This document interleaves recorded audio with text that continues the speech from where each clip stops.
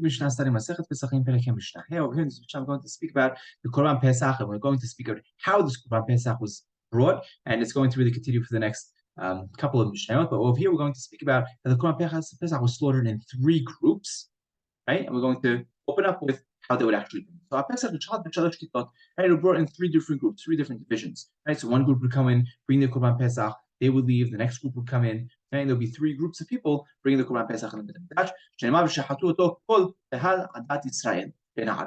Right? Kehal, Eda, Israel. Right? Mentioned three groups of people. Kehal, Eda, and Israel. So we see it's brought in three groups. The first group enters into the Azara. The whole Azara, the whole courtyard is filled with them. In Aludatot Azara, the gates of the Azara, they get closed. They close those gates. They take the shofarot and they blow. The Kohanim are standing up, rows, right? To look nice. It really looks great.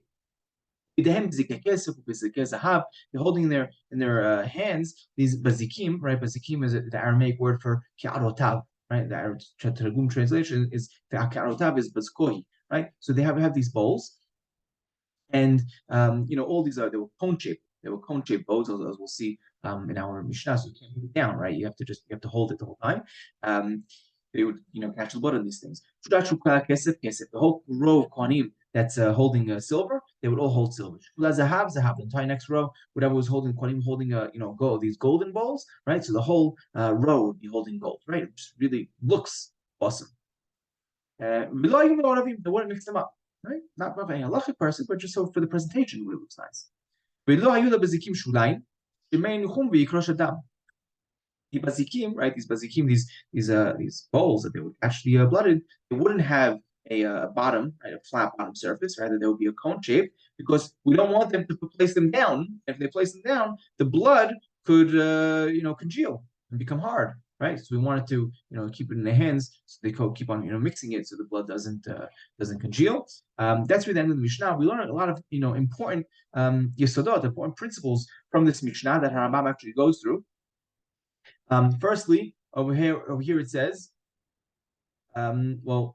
a Pesach mishhat, right? B'shalosh kitot, and actually the Mishnah continues. That's a problem. Okay, so the Mishnah continues according to other versions. This is the same Mishnah, that's why I didn't have it on the slide. But now Rambam continues. This is a continuation of the Mishnah. Shahat Israel v'kibel Kohen. The Israel slaughters the Korban, and the Kohen accepts the blood. Right? He captures the blood. He takes it. One Kohen gives it to his friend, the next friend. They keep on passing one person to the next. He accepts the new cup, the new bowl, and he returns the old one, right? So they kept on passing it almost like an assembly line, right? They kept on passing it to the next Kohen, until it reaches the Mizbeach. So the Kohen who is closest to the Mizbeach, he accepts, he gets that blood and he sprinkles it one sprinkling towards the yesod, to the base of the Mizbeach. Right now let's go back and explain all these important principles that Rambam learns from Mishnah. Firstly, Shahat Israel. We see over here that Israel is allowed to slaughter a korban. It doesn't have to be done with a kohen, right? And then the Mishnah says Kibela Kohen. The kohen has to catch the blood. So we see from here all the four avodot, right, by the korban, from the Kabbalah, from catching the blood, that needs to be done with the kohen, right? So the next three avodot need to be done with the kohen. And they give it one Kohen gives it to the next, right? Each friend gives it to the next one. You keep on passing it down. So what do we over here? That anytime we can do one mitzvah with a lot of people, right? This is greater, this is praised, and this is the famous concept, right? So the Mishnah, we see with the masses of the people, that's the Hadrat Melech, that's the glory of the king. Right? So that's what we also over here, the Kohen accepts that bowl, that cup, right? And then he returns the other ones. What do we learn from here? See over here, when we're performing mitzvot, it's important to be careful that we don't give back, return the other one before we accept the new one, right? Accept the next mitzvah before you return back the other one. And also, we need to sprinkle it by the yesod of the mizbeach. What's this yesod? There's a base by the mizbeach. We know by the korban olah it says el yesod mizbeach olah. So we know that korban olah we need to sprinkle also by the actually towards the base of the mizbeach. Also,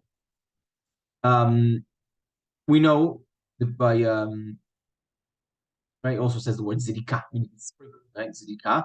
By Pesach, it says the word zirika. And by the Bechor, it also says v'tamam tizroch, right? The blood needs to be sprinkled, right? So what blood? Bloods. V'tamam, their blood. What's their blood? What's it talking about? So our tradition is that it's talking about Bechor, Pesach, and Maaser Behema, that all of them need the same zirika, right? Keneged HaYesod, similar to the Olah. Right, so over here we see that we need to sprinkle power, to that base of the mizbeach. We know actually one of the sides of the mizbeach did not have a base, right? We'll see all these how the mizbeach was actually set up and built. We'll learn all these laws in Masechet Midot. But the point over here is that when we sprinkle it, it needs to be similar to the Korban Olah, and these three, right? The Bechor, the Pesach, and Maaser Behema all need to be sprinkled. The blood needs to be sprinkled towards the base of the mizbeach.